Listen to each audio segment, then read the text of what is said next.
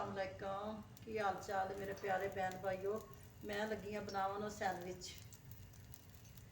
एक पाइया मैं लिया चिकन, उन्होंने मैं ला के रखा है दही, एक छन्नी दही की नाल अदरक लहसुन का पेस्ट, काली मिर्च, टिक्का मसाला,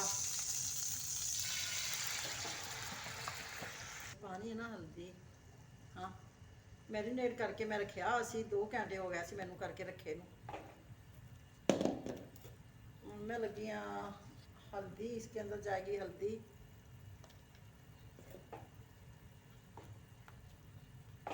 कलर वास्ते जड़ा है ना हल्दी थोड़ी आपकी मर्जी है, हल्दी पा लवो, कलर पा लवो।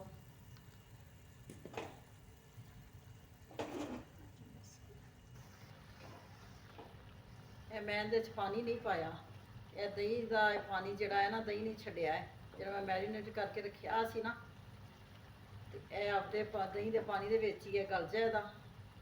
इहदे उत्ते दे देनी है मैं कैप ढक्कन, थोड़ी देर वास्ते जड़ा है ना गल जाएगा। मैं अंदर लगी लैमन पान लगी हाँ, थोड़ा जहा लैमन का जूस।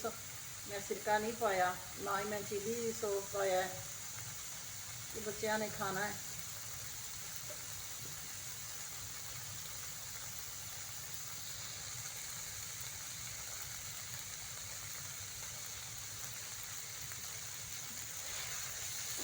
मसला है ना बड़ा सैंडविच जरा मज़ेदार बनेगा कि मैं सिंपल लगी हाँ बनावन, सलाद तो बगैर जरा है ना मैं वो बना लगी हाँ सैंडविच।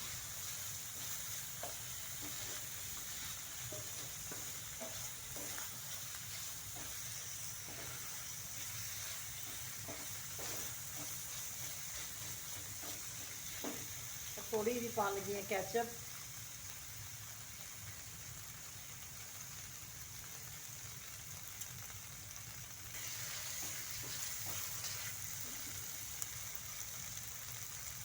ज़्यादा ना स्पाइसी नहीं बनाना। तो मैं ना सलाद वाला बना के भी जरा ना रेसिपी दें दी, वो भी बड़ी मज़ेदार बनेगी क्योंकि मेरे तो बाल खाते नहीं बच्चे जड़े ने ना मेरे।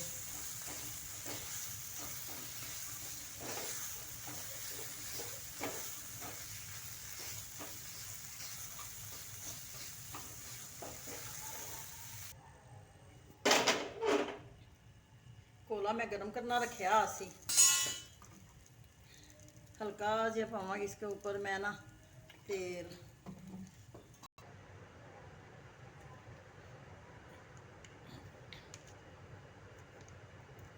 कट्टी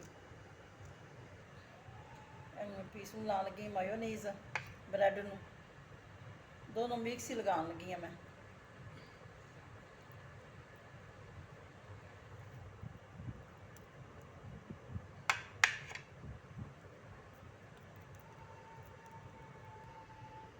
मैं चिकन लगी हाँ लान, बड़ा जड़ा ना मज़ेदार जड़ा ना चिकन जड़ा ना मैं ला लिया। मेरे अल्लाह की शान, कितना प्यारा बन गया, बड़ा जैके वाला बन गया। तुसी भी बनाओ, इनू बना के जड़ा है ना खाओ किसी वक्त शाम 10 मिनटों में जड़ा है ना तैयार हो जाता है। मेरे चैनल जड़ा ना सबसक्राइब करो, लाइक करो, शेयर करो, कमेंट्स करो, बड़ी बड़ी मेहरबानी। अल्लाह हाफिज़।